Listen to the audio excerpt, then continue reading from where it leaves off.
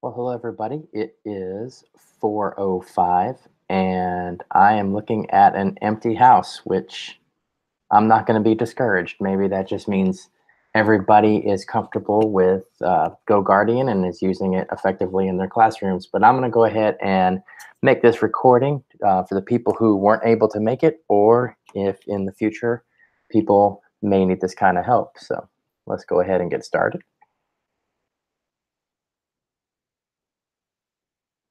So what I have for you here is a very brief presentation on just how to get started. This session is designed for absolute beginners, people who have not opened GoGuardian yet, and people who just need a place to get started. Um, at any time, the bit.ly link at the bottom of the screen, that goes to this slide deck. You can save this into your Google Drive so you can use it as a reference later when you are trying to get started with GoGuardian. So who am I? My name's Dana Sigmund. I am one of the instructional technology specialists here in the Clark County School District. You will also see my Twitter handle, my email address, and my extension number. If you have any kind of instructional technology needs, please never hesitate to contact me, and I will help you the best I can. Okay, first off, what is GoGuardian? If you're here or you're listening to this recording, you probably know that GoGuardian is a web-based classroom management and monitoring tool. What makes it so handy is that it syncs very easily with your Google Classroom, and it's easier to use than some of the previous monitoring tools that we've had in the past. If you've been around for a few years, you might remember LandSchool, or I believe we had one called NetOps a long time ago. So this one is much, much simpler. And back to the Google Classroom point.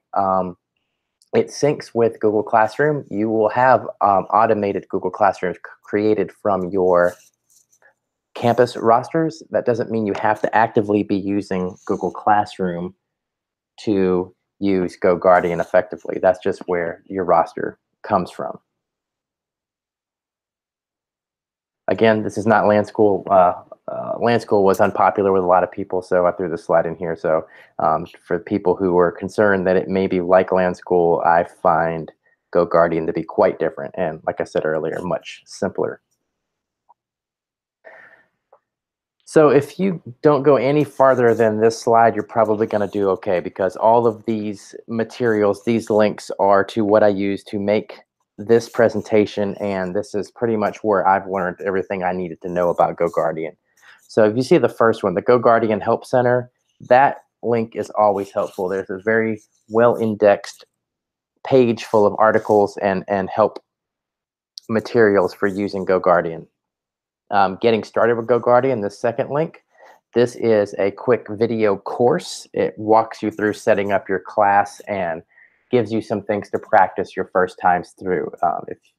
Much like this one's probably a little more detailed, though, with their material for getting started with GoGuardian. And then the bottom link is a document that I created that if once you get into GoGuardian and your class list doesn't look like you would like it to, there are some troubleshooting tips on that document. If these three things are unable to help you, as always, feel free to contact me and I will help you the best I can. So first off, logging into your GoGuardian account is easy. So you see the link here. It is teacher.goguardian.com. Once you go there, it'll prompt you to sign in with your Google account. Once you sign in with your Google account, it will prompt you to give it permission to access your Google account in your Google Classroom. And then once it does that, it'll say, hello, good morning, good afternoon, and then your name. If that does not happen, that happens in a few rare cases, but it's very easy to fix. If that happens to you, if it doesn't say good morning, it doesn't say your name, or doesn't seem to recognize you, just put in a help desk ticket and those issues are pretty quickly resolved. So once you log in to GoGuardian and give it permission to run from your Google Classroom, you would click on this green button that says Add Classroom. And when you add Classroom, you would scroll down on the next window. It's at the bottom in the dark blue. You would add one of your Google Classrooms. And like I said earlier, if you don't actively use Google Classroom, there will be classrooms that are already made for you that are made from your campus rosters. Sometimes students who are brand new, people who have just started, or they may not have been there the first few weeks of school, they may need to be added manually. Do you need instructions for that? That would be in that troubleshooting your class list document that I showed you a couple screens ago. Again, once you prompt it to add a classroom from your Google Classroom, it'll ask for permission to access your Google Classroom. Just click Allow. And then once you've added the classroom, you may add, you're probably going to add more than one, especially if you're a middle schooler or a high school teacher who have several classrooms. You want to begin a session. A session is you are turning GoGuardian on to monitor your students. So to begin a session, you just click on Sessions, and it will ask you to choose a class. And then it'll ask you to set a time to end the session. If you don't manually choose a time, it'll automatically close that session out in 45 minutes. And during that session, you can manually add more time to the session, or you can end it. There are some optional scheduling options. If you know your class meets at the same time every single day and you would like GoGuardian to come on automatically, you can schedule that. So these two screens, you will see this on GoGuardian where it asks you if you want to try advanced scheduling. Using this will cause GoGuardian to start automatically on the times you tell it to. And this is really convenient for people who have classes that meet the same time every day. This is an optional step. I've worked with people who like having the automatic initiation of GoGuardian, and I've met several people who like to do it manually. So the choice is yours there. It's going to run the same way whether you choose to choose automatic scheduling or not. Again, here's the second screen of the automatic scheduling. You can see in this example, GoGuardian will run for this class on Monday, Wednesday, Thursday, and Friday, and you'll see the times vary. But this is, and if you set a schedule ahead of time, you can always go back and edit it. Or you can always click skip if you feel like the automatic scheduling is not for you.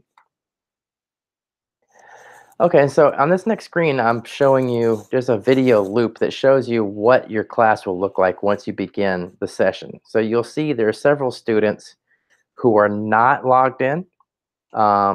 If you see a student in your classroom who is there physically, but they do not show up on the screen, it says student is offline, that means they didn't log into their computer appropriately. There is a CCSD generic sign-in on the student devices. That cannot be removed. Some students know that if they sign in through that, they're kind of invisible on GoGuardian. So if you're seeing that and you see the student in the classroom, it's up to the teacher to go and communicate with that student to have them sign in appropriately. Other things they wouldn't be able to do by signing into that CCSD generic logins, they wouldn't be able to use their Google Classroom appropriately, and there's lots of other things that are associated with their Google account that they would not be able to access. So right now, I'm going to let this loop around one more time. What this is showing is the two views in your classroom session. So it's going to start with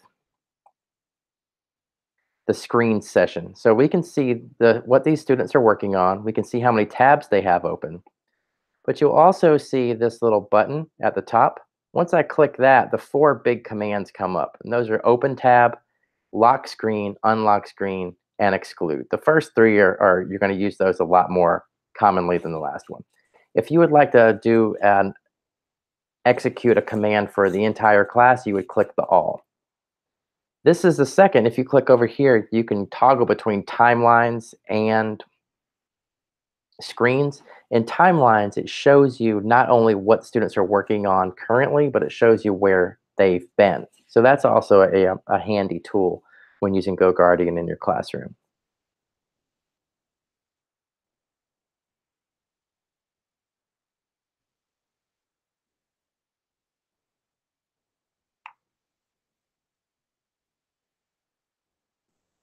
We'll move on to the next couple screens, and I'm going to just go a little deeper into these four these four commands: the open tab, close tab, the lock and unlock screen. These are the most commonly used commands in a GoGuardian classroom.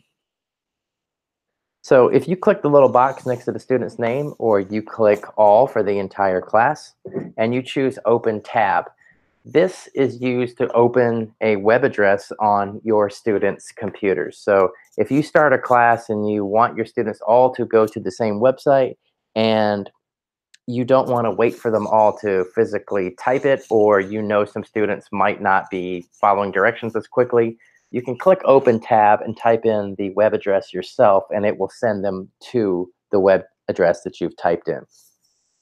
So simply, you can do this by single students, or you can do it to the whole class. Click open tab, you type in the browser URL, and then click open tab, and it will send students to that web address. Close tab does the same thing. Most of the time, well, that's the opposite thing actually. Most of the time you would do this to individual students. If you have a student who has a tab open that you don't want them to, you can just click on that student's individual box, click close tab, and then choose the tabs that you would like to close.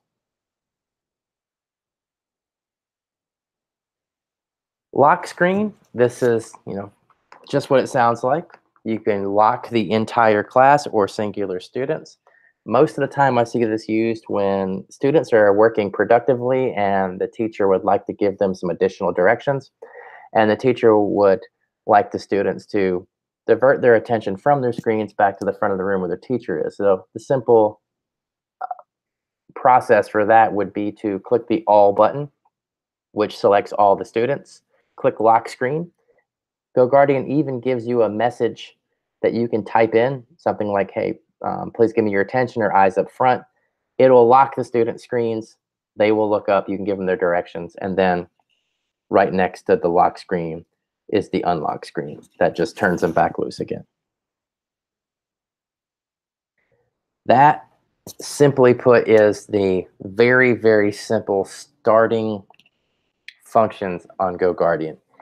If you want to go farther, the best place to go would be scenes.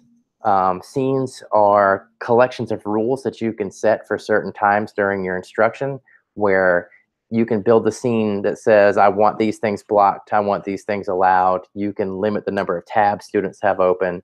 You can have a new tab or a new URL open up automatically with a scene.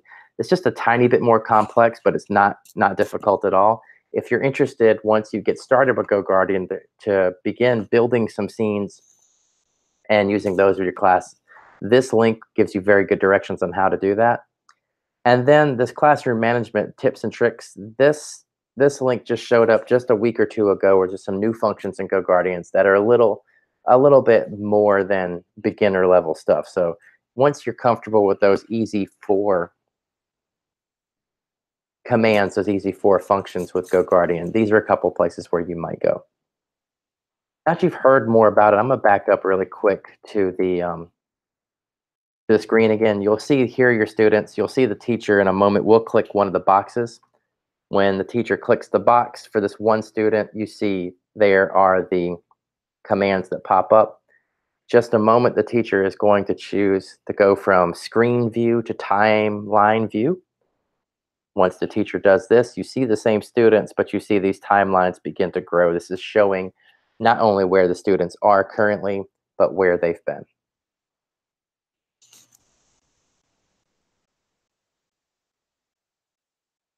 I know this was quick.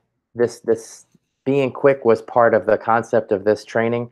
If this was too fast, or if you've tried the things in this presentation and you still need more help, please, please, please do not hesitate to contact me. I'm more than happy to come and help you.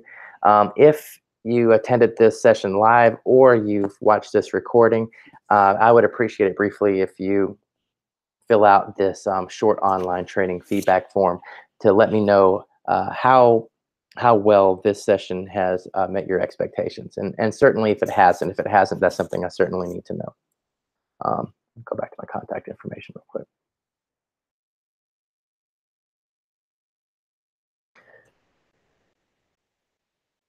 So again, if you need me, if you need help with GoGuardian or any other of your instructional technology needs, please contact me at this email address, or my phone extension is 20247.